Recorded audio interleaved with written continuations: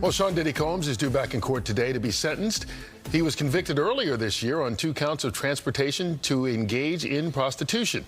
Earlier this week, the judge denied his request for his conviction to be overturned. Now his lawyers recommend 14 months or less for his sentencing. Meanwhile, prosecutors want to see the former music mogul in prison for at least 11 years.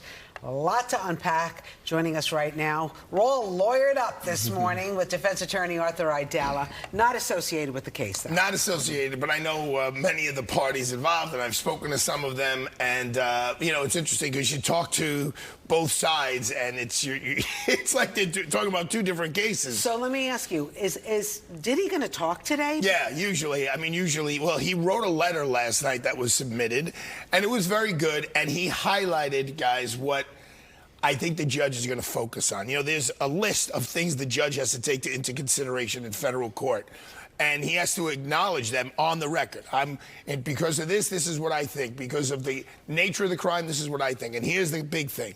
Specific deterrence.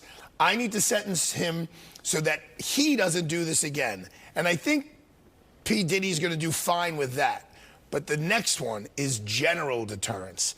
I need to send a message to the United States of America that if you commit these crimes, these are the ramifications. When I represented Anthony Weiner, the congressman, at the sentencing, a much tougher judge said, I don't think you'll ever do anything like this again. And she was right. It's been a decade and nothing like that has happened. But I need to send a message to the rest of the world, and he got 20 months.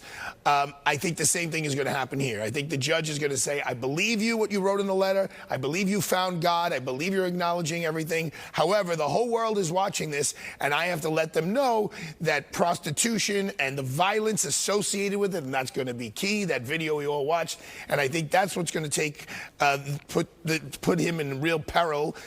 The defense wants 14 months. The prosecutor asked for, I think, 11 years and 3 months. But here's what you guys have to understand. The Department of Probation, they're the ones who are supposed to be neutral. They're supposed to be kind of the judge's eyes and ears. They're the ones who look at other cases and say, well, this is what's happened in other cases, et cetera, et cetera. They're suggesting, and it's just a suggestion, the judge gives 7 years. So I don't think 14 months is going to happen. I don't think 11 years is going to happen. I've always been saying it's a ±5. If the judge is really on the lenient side, it's going to be 4. If he's going to be on the harder side, it's going to be 6.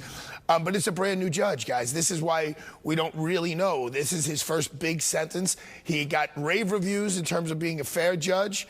But today, I mean, I've done more of these than I can count. Your heart is just... and you don't know what the number is until at the very end, the judge says, please rise. And I've taken this and this and this and this into consideration. And my sentence is... I've got 2 questions based off of what you said. The first is, you say, 4 years, 5 years, whatever it is. Are you talking that much time in prison or that much time in the sentence, which means you could get time off and the rest will be on probation? Right. So hypothetically, if the judge gave him 5 years, he's already got like a year and a half in. And now there are all of these programs now, especially for a first-time offender. And if you go in there and you do drug treatment programs, so which he's eligible all the for. Other things. So if he got 5 years, he got a year and a half in, he'd probably have to do another 24 months, which considering, I mean, let's not hide the fact, he beat the top counts. I mean, if those top counts were there, we would be talking about a decade, if more. So he's never going to be happy if the judge gives him any jail time, because that's human nature. But his lawyers will be saying, hey, man, these numbers could be a heck of a lot worse. So, which leads me to the second question then. We've seen the video and we've heard the reports of what was said in the courthouse. The judge knows the videos intimately. He knows what was said. Even though he wasn't convicted of the other charges, that's in the back of the judge's head, who's a human. Can it factor in the sentencing? Or is it one of those unsaid things that might factor into the sentencing? You hit the nail on the head. First of all, he's a human, and it's there. And that video of Casey, and she wrote a vicious letter asking the judge to give him significant jail time. And here's another factor that the judge may say. She said, I am currently still in fear of him. And dangerousness in society is obviously something that factors in. And that video and his violence, whether the judge articulates it or not, Kurt, you're absolutely correct. It's hard. for any male, to look at a man beating up on a woman like that, not to put that into the calculus in one way or the other. So in his letter, I think Diddy says that he's reborn, and he's sober. Yeah, I'm sure the judge is going to acknowledge that. And I'm sure the judge is going to say, congratulations, and I hope you've turned over a new leaf, and you've done a lot of productive things, and all the charities you've worked for, and all the money you've given, and helping kids. But you screwed up. And you need to be punished, not only for yourself, but to let the whole world know. Now, his punishment could be as low as I'm going to give you 1 extra year in jail or 5 extra years in jail. How quickly do you think this will happen in the courtroom? Like once they come in and sit down? Well, look, as a defense attorney, I try to keep my ego in check.